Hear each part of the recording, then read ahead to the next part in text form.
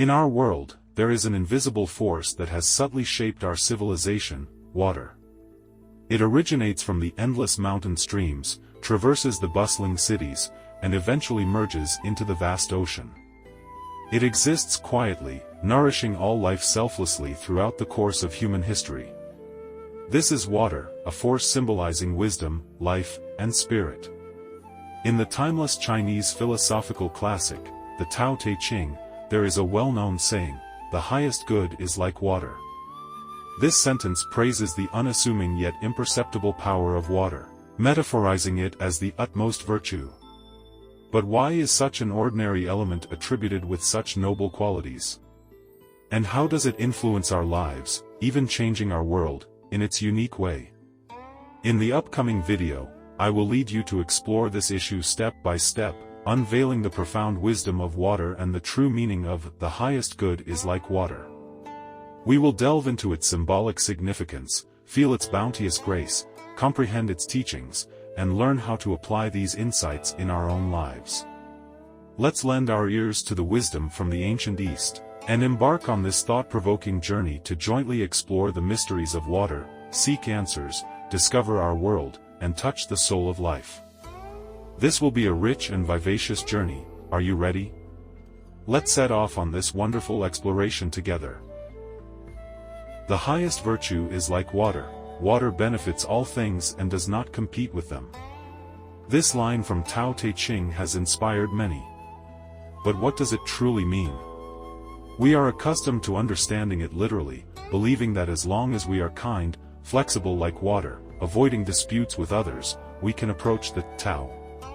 To understand the profound meaning, we should first understand that the highest virtue refers to the highest realm of morality. When one's moral realm is elevated, they will live like water, possessing the character and capability of water. This not only suggests a state of peace and non-contention but also implies the capacity to adapt to any circumstance, to nourish all things without being noticed, just like water. This indeed is the ultimate virtue as celebrated in the ancient Chinese philosophy, illuminating the wisdom of leading life by emulating the nature of water. The shape of water, formless, yet assuming all forms. There is an ancient Chinese riddle that states, thousands of threads, tens of thousands of threads, fall into the water and disappear.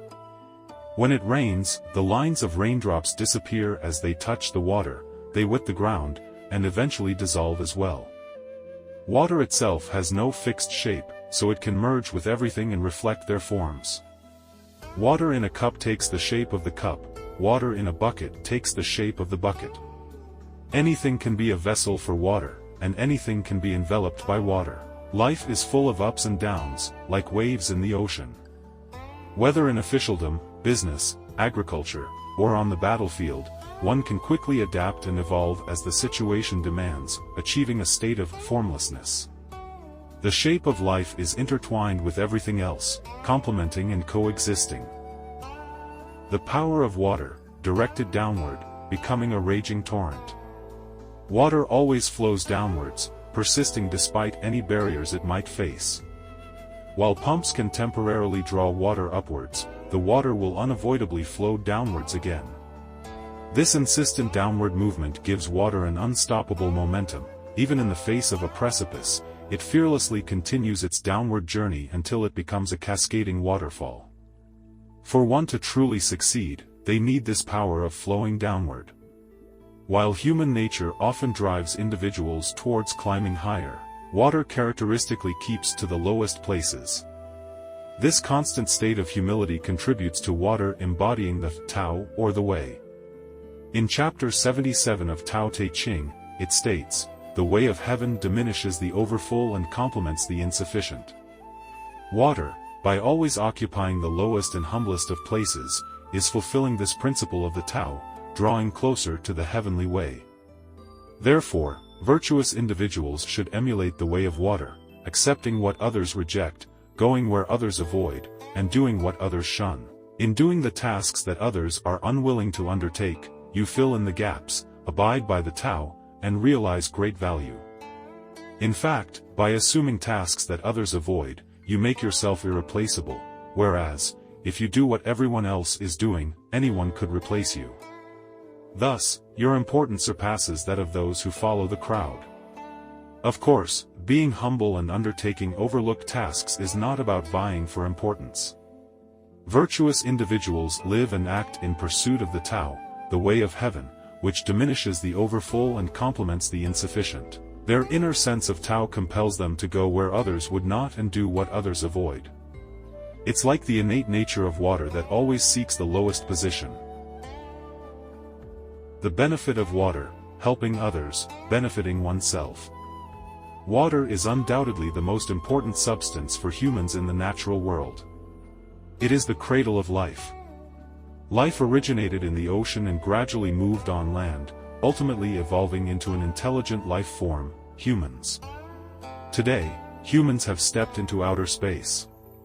But when we search for extraterrestrial life, we first aim at planets where water might exist.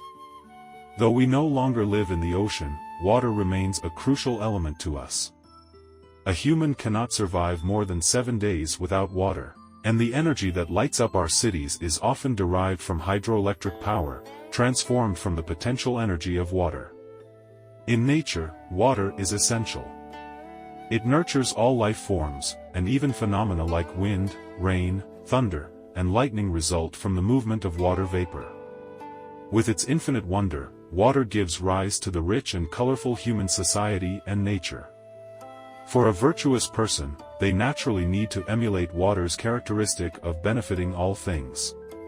Of course, the phrase, benefiting all things, is quite general. Lao Tzu, the author of Tao Te Ching, offers a more detailed description. 1. Good at choosing the location. This refers to the careful selection of one's life's position. Only by choosing an appropriate and suitable position can one maximize their purpose and role. 2. Heart is as deep as the abyss. The deepest part of water lies in the ocean that houses various marine creatures.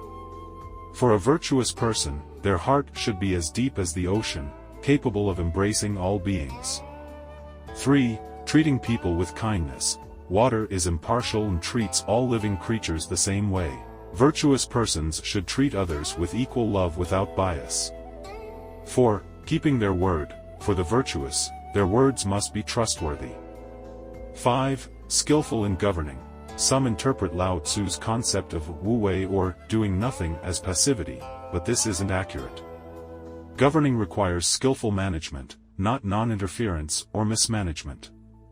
Simply put, to govern people, one must not interfere recklessly or impose ideological norms to change people's intrinsic nature, but rather adapt to their inherent tendencies, guiding their natural development. Benevolent administration, in today's terms, is the principle for managers to follow when managing staff. It shouldn't be about controlling employees with rules and regulations, but understanding them and allowing them to explore their talents and nature. 6. Proficient in matters. While benevolent administration concerns governing people, proficiency in matters is about managing affairs. A task should be done utilizing one's skill set. Everyone has different abilities, and one can only do their best work when they're doing what they excel at. 7. Acting at the right time. Historian Sima Qian described the Taoist doctrine as moving with the times and responding to changes. This is about acting at the right time. The shape of water changes based on circumstances and timing. Similarly, a virtuous person should adapt their actions to specific situations. These 7 points encompass life choices, inner cultivation, social interaction, integrity, timing, basically all facets of life. The core principle in all these aspects is to benefit all things. A virtuous person must improve their abilities and virtues in all these areas to achieve the greatest life value, which is to benefit all things. The path of water, winning by not contending. Silently entering into the night with the wind, silently nourishing all things, this depicts how water nourishes the earth. There's a proverb asking, what gets dirtier the more you wash it? The answer is water. Water dirties itself to provide clean life for people, but it doesn't ask for any reward. Even if you pay your water bills, that's a human act, not water's intention.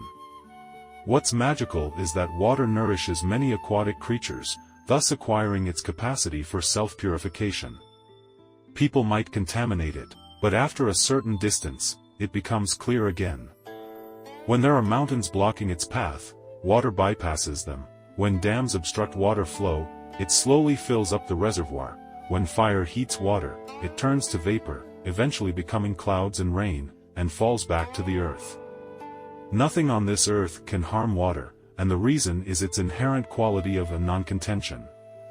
The virtuous person should also practice non-contention, because by not contending, you avoid provoking others' resentment. Let's say, in your workplace, you've carried out tasks others were unwilling to do.